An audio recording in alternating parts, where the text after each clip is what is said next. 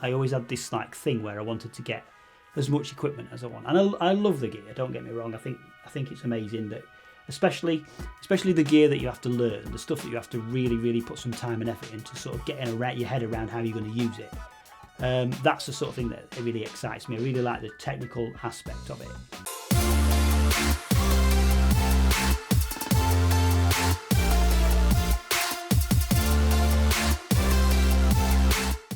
A while ago, when I first started filmmaking, I always had this like thing where I wanted to get as much equipment as I want, and I love the gear. Don't get me wrong. I think it's amazing that, especially the gear that you have to learn, the stuff that you have to really put some time and effort into, sort of getting your head around how you're going to use it.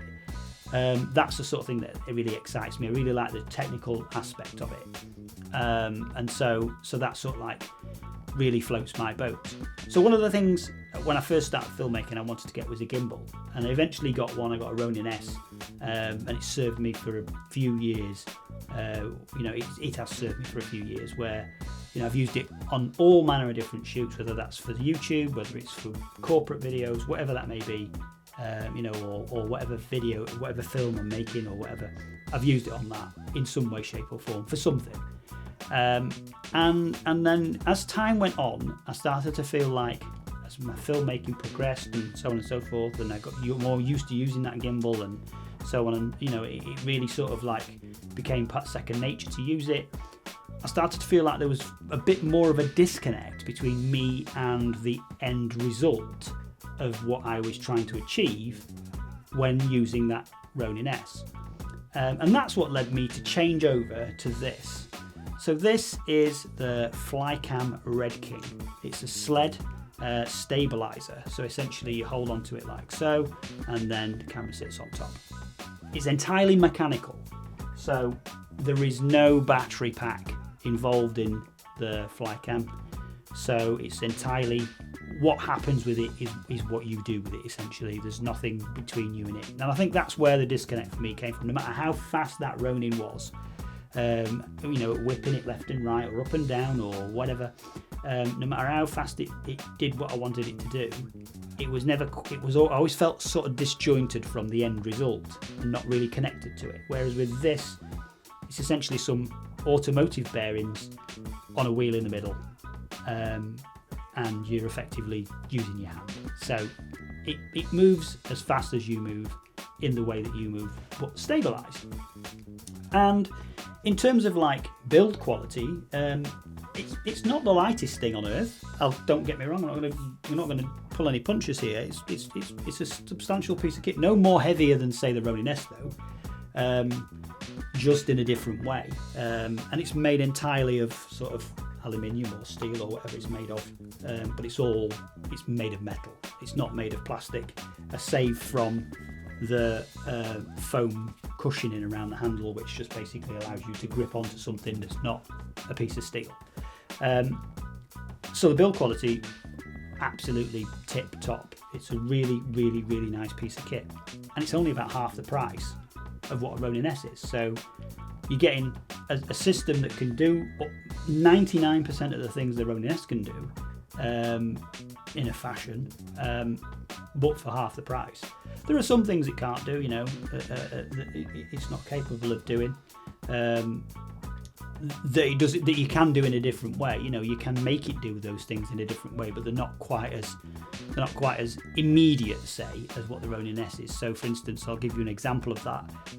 The shots where you've got the Ronin S upright like this and you turn it down, but the camera stays level, so it sort of does this business, almost like a folding system, so it goes flat like into flashlight sort of mode.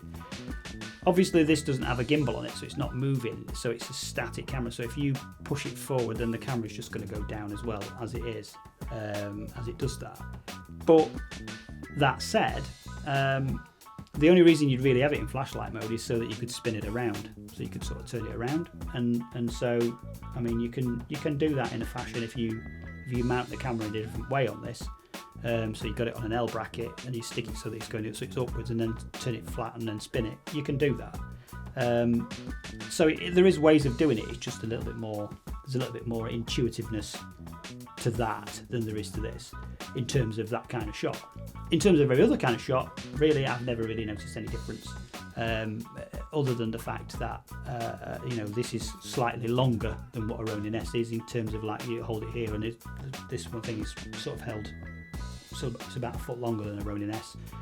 So yeah, other than that, not really anything majorly different between this and a Ronin S, other than the price and the ability to not have to worry about batteries, not have to worry about power, not have to worry about electronics or rain or anything like that. Weather, this thing will just keep going because it's mechanical, so it just keeps going. So from the video you can see there is a tiny little bit of bob in there, and there is a tiny little bit of like, movement, whether that be this or whether it be that or whether it be that kind of movement, and that's entirely down to my body. So that's me learning to use this and getting that sort of motion correct in order to be able to eradicate that, because your body is the thing that's doing that eradication of that motion. The stabilizer's keeping it straight and it's keeping it level, and it when you move it left and right, it will keep it on a level track rather than it swinging left and right and going all over the place. But in terms of actual motion, effectively it will go up and down, and you get that bob even with a Ronin S. You could get, if you were walking along, you'd still get that bounce essentially with it. But in terms of actual usage, you get essentially the same sort of thing that you get from a Ronin S. And so I think that is one of the biggest selling factors to me, is that it packs down really small. You can take off the plate at the bottom. You can make it into a bigger system if you want to. You can buy a vest and a double arm and all that kind of business and make it into a Steadicam rig if you want to do that. And you can do all sorts of other wonderful things with it, add screens to the bottom of it and all that kind of stuff. And there's no sort of weight limit essentially to it, in effect. Obviously the weight limit's going to come with the fact that it can no longer do its job because stuff on it's too heavy. But if you stay within those parameters and it still does its job, you can add a lot more things to it than you can, say, an electronic gimbal, because of the ability to use the arm and so on and so forth. So that was the main reason why I jumped with this. That, and the fact that I feel like I'm more connected to this in terms of the shots that I take, and also I feel like the viewer that is viewing the shots that I'm doing is expecting to see that sort of classic Steadicam Sled look when they do a stabilized shot, and as such that sort of delivers on that for me a little bit. It gives me more of that rather than the on rails, and it's so smooth you almost see that it's smooth rather than don't notice it. And that's what I'm looking for. I'm looking for something where you're expecting it, so you don't notice it because it just happens. You don't think, oh wow, that was a super smooth shot. If you do that, then it's failed almost, and it's sort of like pointed itself out. It's a bit like editing, where if you see the cut, then the edit's not really worked because you've seen the cut, and you shouldn't do. It should just flow through.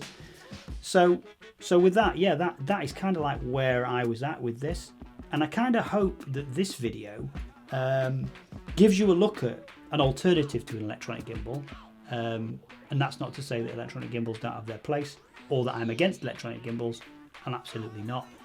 I totally love electronic gimbals, and I will use them wherever possible. If the scene denotes using one of those, or the shot I'm looking for is best served by having an electronic gimbal like a Ronin or a Weeble or whatever else that may be, then hands down I'll be having one out the bag. But I just thought useful for you as a filmmaker. It might help you decide which way you want to go in terms of being able to stabilise your shots. In the first instance, where you can get stable shots for sort of £200 almost, when you're not spending £500 on an electronic gimbal, and this will serve you in all weathers, in all circumstances, and 99.9% of the things you want to do, you'll be able to do with this, as you would be with an electronic gimbal, because neither of the two are going to do everything you want to do. There are always going to be trade-offs to having one or the other. So with that, I hope that you did find this useful and interesting, and just sort of an insight as to why I swapped to a mechanical gimbal, and how you would go about using one in terms of setting one up. So with that, I'll see you guys in the next one. Peace.